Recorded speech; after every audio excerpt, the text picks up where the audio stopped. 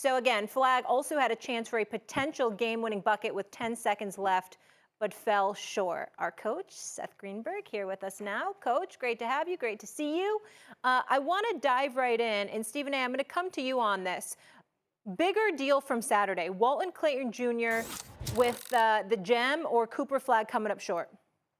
Well, to me, it's Walter Clayton Jr. with the gem. That brother is something special to behold. I'm telling y'all right now, he is something special. And make no mistake about it. But I want to say this about Cooper Flagg. First of all, to America out there, listen, that was a bogus foul call against Cooper Flagg. That should not have been called. But that is not the reason why the Duke Blue Devils lost this game. The Duke Blue Devils lost this game because they scored one field goal in the last 10 minutes and 30 seconds. The Duke Blue Devils lost this game because guess what? I mean, I'm looking at these cats. You got a 14-point lead with over 8 minutes left. You got a 9-point lead with like 2 minutes and 6 seconds left. You got a 6-point lead with 34 seconds left and still lost the damn game. Proctor hits the front end of the 1-and-1. Guess what? We're not getting a foul called on Cooper Flagg. Right. So in the end, Houston, what was their MO coming into the game, fellas? Defense. Pressure. Pressure. Yep. And sure enough, they amped it up, and Duke seemed ill-equipped to handle it. That's what won this game. Go ahead, Shannon. Look, Stephen, I agree with you. Like, Walter Clayton happened, man. I mean, that dude is just different. He's built for this type of situation. The plays that he made, the shots that he made, the consistency, whether it was the other night, whether it was against UConn, whether it was against Texas Tech, that dude just makes play after play after play. Not for himself, maybe for others. His ability to take it off the bounce, get to the rim, his ability to relocate, knock down threes. What he's done is Kemba-esque, plain and simple. It's Kemba-esque. Kemba Walker. Put the ball in his hands at the end of the game, and he's going to make plays. I agree with you also that free throw situation, you can make that call the first 5 minutes of the game and tell those guys, hey, we're not going to mess with that. At the end of the game, you have to pass on that. There's no question about it. Cooper Flagg had 27 that game.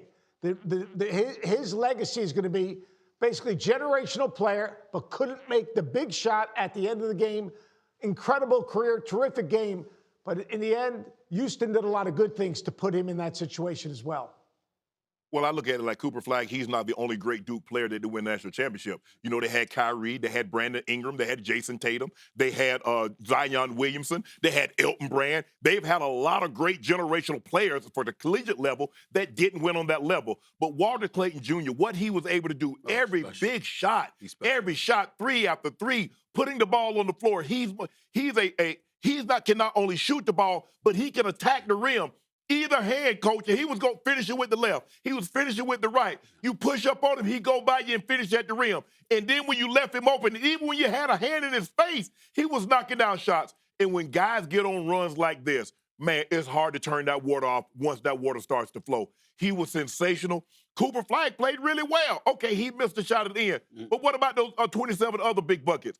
When you're up, you let a team score 13 points in the last 90 seconds. You deserve to lose. Coach, I heard you talk about this a lot. He says Houston defense. Now, they don't make a whole lot of shots, but they can turn you over.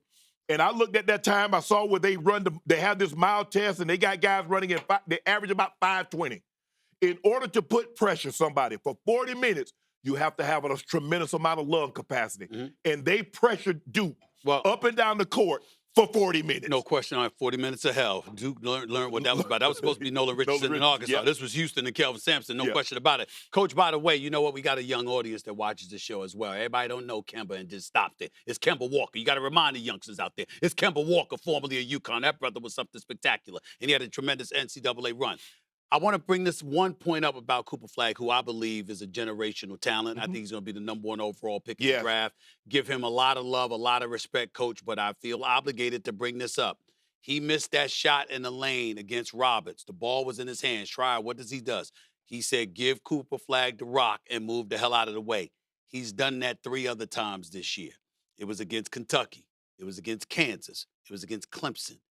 He came up short each time. We have to remember that while we celebrate Cooper Flagg and his greatness, there's 4 different occasions this year when he was asked to close, and he didn't. Go ahead, Coach.